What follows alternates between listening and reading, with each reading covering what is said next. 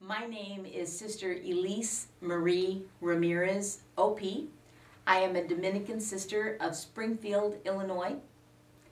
I am a team member of our Springfield Dominican anti-racism team and have been since 2004, which is when we began formally the process we're in now. I was asked to share what it's been like for me to be on the team, why someone might want to throw their hat in the ring. Believe me, it's much more than your hat. It's time commitment.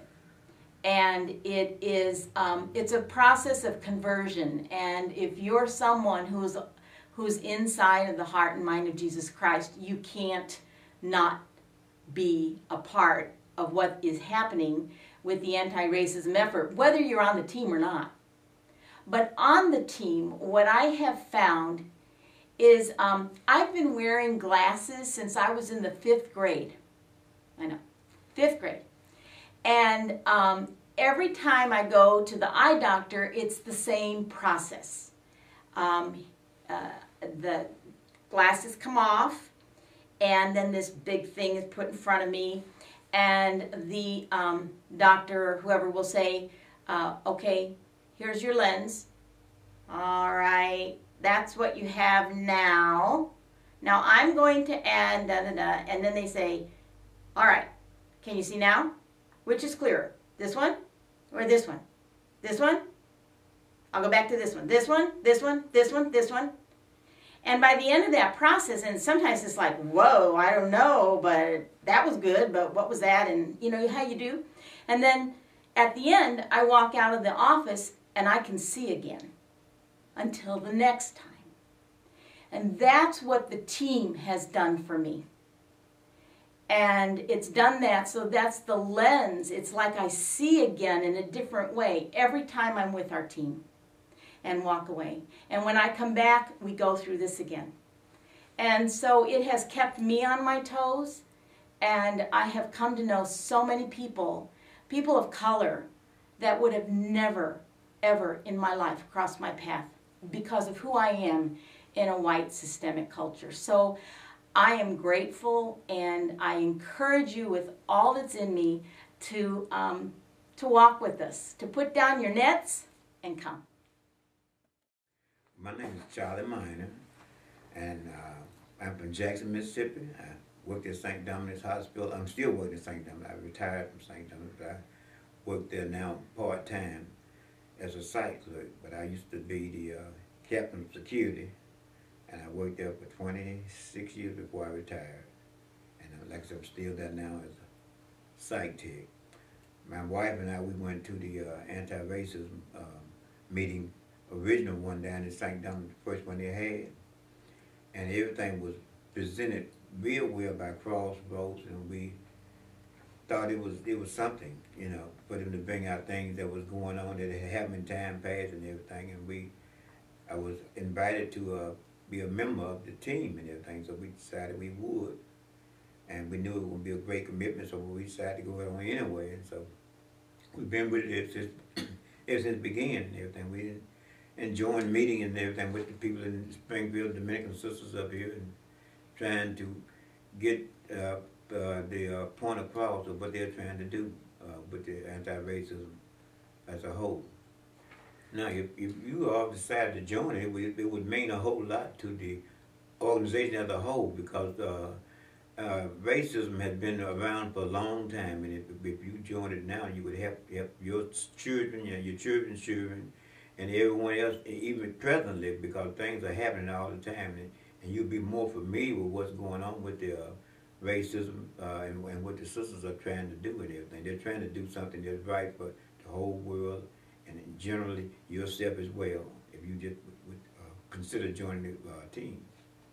My name is Robert Blackwell, and I am a member of the Dominicans anti-racist team here in Springfield, Illinois. I am also, it might be of interest, that I'm a social worker by training. I work for a large state child welfare system. And my own relationship to the anti-racism work that we are embarking on and that you are about to take this journey on is that it bears significance for not just us in our individual relationships with one another, but really, and more, I think maybe more importantly, it looks at the systems in which we all operate in, and really begins to challenge and in fact to undo a socialization that we all have been subjected to and in very both conscious and unconscious ways. We find ourselves acting out of habit. And I think one of the things that is very important in looking at this issue of racism is that we find ourselves having been socialized to behave and respond to each other in the ways that we are currently. And most of us would like to think of ourselves, and maybe in fact we are, good people, and that we treat each other with respect, respect as we know it. And very few of us really understand the underpinnings of institutional racism, so that the ways in which we respond to each other act upon privilege, those, and that tends to be those who are white acting upon privilege, and those who are people of color respond to that privilege in a way of oppression and feelings of inferiority and oftentimes conflict. And so we have this drama that's taking place between us that we're really not very conscious of. And so by looking at institutionalized racism, I think we have an opportunity, if not an obligation, to really dig deeper into those relationships that the systems have created for us to try and undo this lack of equity within the system. And I think that we have now the opportunity and a means by which to do that, and I'm very excited about being a part of that, and am very encouraging of my own journey in institutions that I'm involved in, including the Dominicans, but would very much encourage you all to go merrily on your way to explore this journey as well. And so good luck to you. My name is Sister Marceline Cook.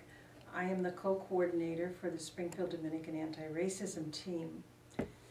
Before I became involved in this work with our team, I had learned that racism is a systemic problem, and it upset me to know that I couldn't take care of it by myself. It wasn't something I could individually work on. I had to work with other people, and that's really been a blessing.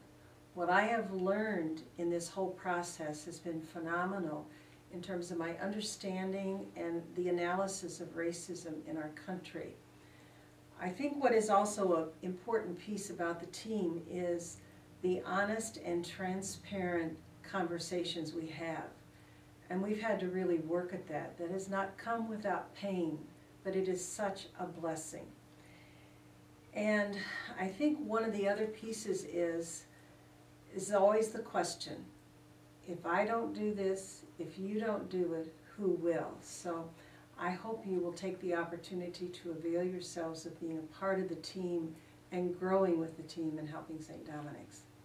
Hello, I'm Jim Forstall. Hi, wave, is that okay? I'm in Springfield, Illinois, and I want to have a few comments to make about membership as far as being a part of the team. I was one of the original people who was brought aboard to be a part of the team, and so I went through a number of the 2.5 day sessions, and I found them to be more encouraging as it happened to me, and I learned quite a bit. I have been close to the medical profession because I have a son who's a physician, but in addition to that, I was a board member at one of the larger hospitals here in Springfield. In addition to that, I worked at the medical school for about 1.5 years, and I know a few things about the medical school and the health professions. I think we can really help to get this particular job done as we begin to make an effort to dismantle racism.